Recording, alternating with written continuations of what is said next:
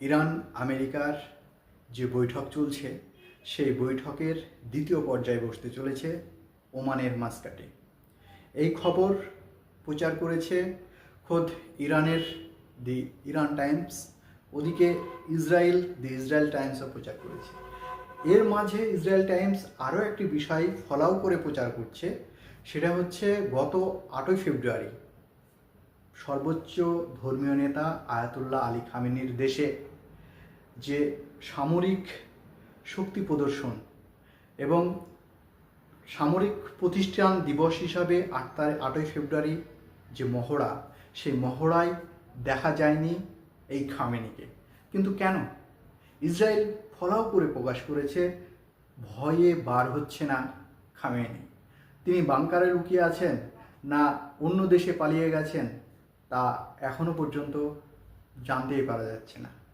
না জানতে পারাটাই তো স্বাভাবিক, কেননা এই মুহূর্তে যে শান্তি বৈঠক চলছে আর এই শান্তি বৈঠকের মাঝে কখন কি অঘটন ঘটে যায় সেটা ইরান খুব ভালো করে জানে। ইরানের দেশের অভ্যন্তরীণ যে শক্তি, সেই শক্তি যে ব্যাপক সেটা খুব সুন্দর করে জানে আমেরিকা এবং ইসরায়েল। ইসরায়েল বলছে যে আমেরিকা এবং ইসরায়েলের ভয়ে এই মুহূর্তে সর্বোচ্চ ধর্মীয় নেতা খামেনি নাকি বাংকারে লুকিয়ে আছে। তাহলে কেন আসলো না 8ই ফেব্রুয়ারি সামরিক মহড়ায়?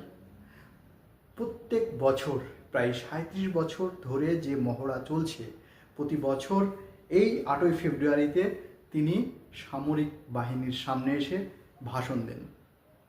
এমনকি কোভিড মহামারীর সময়ও তাকে ভাষণ দিতে শোনা গেছে।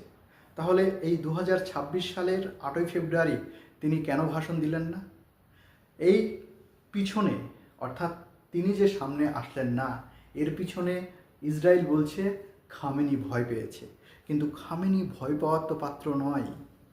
তার শারীরিক সুস্থ না অসুস্থতা সেই বিষয়ে কোনো প্রকারে ইরানের কোনো গণমাধ্যম এখনো পর্যন্ত কিচ্ছু বলেনি। এই মুহূর্তে সেখান থেকে ভাষণ দিয়েছেন। কিন্তু বিগত 37 বছর তিনি সরাসরি সশরীরে সামরিক বাহিনীর সামনে এসে ভাষণ দিয়েছে। এই যে নিয়ম ভঙ্গ, এই নিয়ম ভঙ্গর পিছনে কি আছে আপনারা কি মনে করছেন? খামেনি ভয় পেয়ে বাংকারে লুকিয়ে আছে?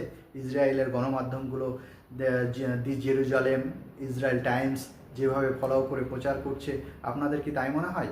অবশ্যই কমেন্ট বক্সে জানাতে কিন্তু ভুলবেন না। অন্যদিকে ইসরায়েল যেভাবে ফলো করে প্রচার করছে, অন্যদিকে ইরান একটি লাইনও লেখেনি কেন তিনি সশরীরে ভাষণ দিলেন না। এর ভিতরে কূটনৈতিক কোনো কারণ, নাকি এই মুহূর্তে তিনি নিজেকে সেফ জোনে রাখার জন্যই সামনাসামনি আসলেন না? তাহলে কি তিনি নিরাপত্তাহীনতায় ভুগছেন? একদিকে যখন আমেরিকার প্রেসিডেন্ট প্রেস মিট করে বলছে যে আমার উপরে যদি ইরান অ্যাটাক করে বা আমার উপরে ব্যক্তিগতভাবে হামলা করে তাহলে জ্বলে উঠবে, অন্যদিকে ইরানও বলেছিল যে খামেনির দিকে যদি মাদুরোর মতো অ্যাটাক করার চেষ্টা হয় তাহলে আমেরিকা বা ইসরায়েল কোনোটাই থাকবে না। ঠিক একই কারণে কি তিনি সামরিক বাহিনীর সামনে এসে ভাষণ দিলেন না?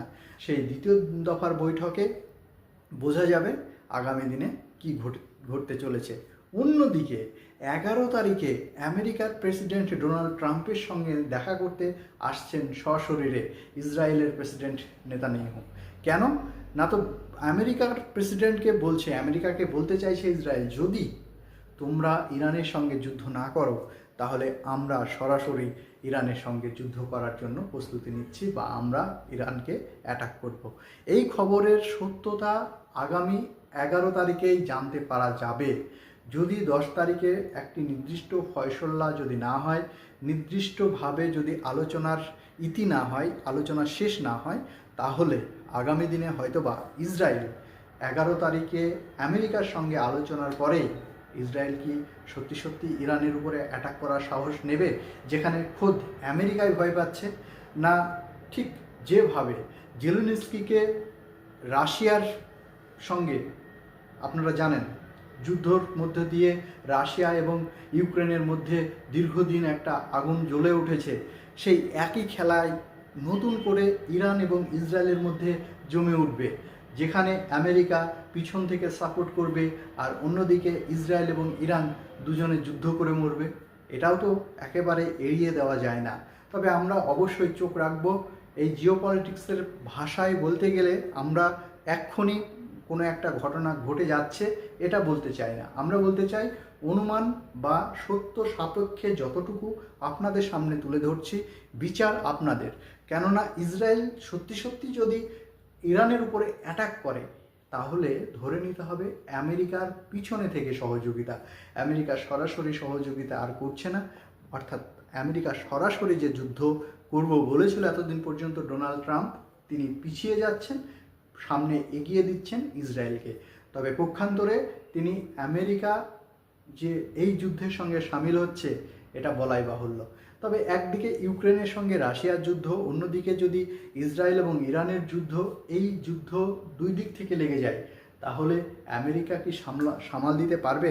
অন্যদিকে চীন যেভাবে সহযোগিতার হাত বাড়িয়ে দিচ্ছে, ইরান এবং রাশিয়াও একাধিকবার আমরা দেখেছি কিভাবে প্রত্যেকটা জাহাজ, ড্রোন বা আপনারা দেখেছেন কিভাবে দূরপাল্লার মিসাইল ছোড়ার জন্য যে রকেট, সেই বিমানগুলো দিয়ে সহযোগিতার হাত বাড়িয়ে দিচ্ছে। সেক্ষেত্রে আমরা আরও একটি যুদ্ধর সম্মুখীন হতে চলেছি। এটা আগামী দিনেই হয়তোবা 2-4 দিনের মধ্যেই খুব ভালোভাবে জানা যাবে। তবে একটা কথা খুব এই জায়গায় বলা বাহুল্য, সেটা হচ্ছে অলরেডি যে ইরান আমেরিকার যে যুদ্ধ এতদিন পর্যন্ত চলছিল মনস্তাত্ত্বিক, সেটা কিছুটা হলেও শান্তি বৈঠকের মধ্য দিয়ে প্রশমিত হবে।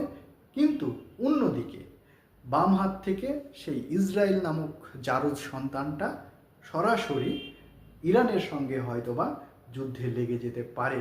তবে ইরানের এই মুহূর্তে যা ভাবমূর্তি, তাহলে ধরেই নিতে হবে যে আমেরিকা সরাসরি যুদ্ধ না করলেও ইসরায়েলকে যদি সামনের দিকে ঠেলে দেয় তাহলে আমরা ইরানের যে ধ্বংসাত্মক চেহারা বা মিসাইল বৃষ্টির মতো ছুড়ব বলেছে সেদিকেই হয়তোবা এগিয়ে যাবে মধ্যপ্রাচ্য, জ্বলে উঠবে মধ্যপ্রাচ্য।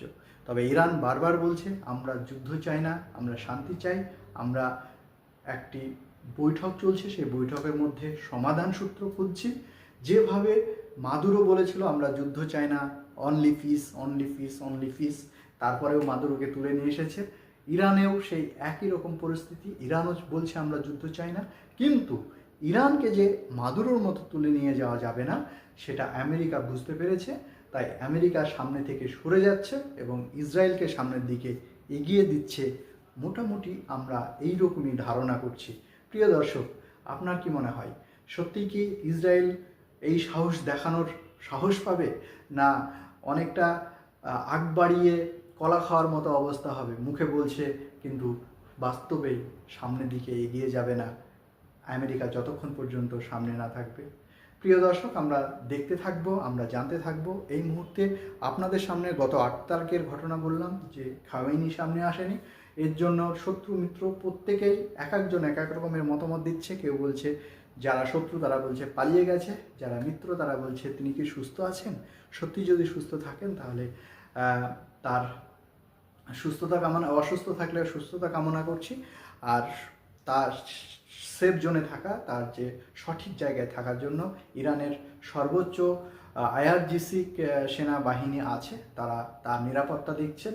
এই নিয়ে আমাদের কোনো মতামত বা আমাদের কোনো প্রকারের বিরক্তি বা অনুশোচনা কিচ্ছু নেই। যেটা ভালো মনে করছে সেটাই। আগামী দিনে নিশ্চয়ই তিনি সুস্থ থাকলে আবারও আমাদের সামনে আসবেন, বক্তব্য রাখবেন, তার বক্তব্য শোনার জন্য আমরা পথ চেয়ে বসে থাকব। অন্যদিকে শত্রু ইসরায়েল বারবার প্রকাশ করছে 8 তারিখের ঘটনাটাকে কেন্দ্র করে যে বাংকারে লুকিয়ে আছে, কিন্তু বাংকারে লুকিয়ে থাকা মানুষ এই সর্বোচ্চ নেতা খামেনি কিন্তু নয়, সেটা গোটা পৃথিবীর মানুষ জানে। তিনি কোভিড মহামারীর সময়তেও সমস্ত নিয়মকানুন ভেঙে সামনে এসেছিলেন, তবে এই মুহূর্তে সামনে আসেননি কেন সেটা নিশ্চয়ই আগামী দিনে জানতে পারবো আর আপনাদেরকেও জানাবো। প্রিয় দর্শক, দ্বিতীয় দফায় সেই দ্বিতীয় দফার বৈঠকে প্রতি মুহূর্তে প্রতি ঘন্টায় যতটুকু আমাদের কাছে ইনফরমেশন আসবে আপনাদের সামনে তুলে ধরবো। আর 11 তারিখে ইসরায়েলের প্রেসিডেন্ট নেতানিয়াহু আমেরিকার প্রেসিডেন্টের সঙ্গে সাক্ষাৎ করছেন এবং সেখানে সত্যি সত্যিই কি ইসরায়েল ইরানের সঙ্গে সরাসরি যুদ্ধে সংঘাতে জড়িয়ে যাবে, তার পারমিশন কি ডোনাল্ড ট্রাম্প দেবেন, না পারমিশন না পেলেও তিনি একাই লড়বেন সেটা অবশ্যই সময়ই শেষ কথা বলবে। মনোরঞ্জন নয়, আপনাদের সঠিক ইনফরমেশন দিয়ে থাকি। তাই আমাদের ভিডিওগুলো যদি ভালো লাগে একটি সাবস্ক্রাইব করে পাশে থাকবেন।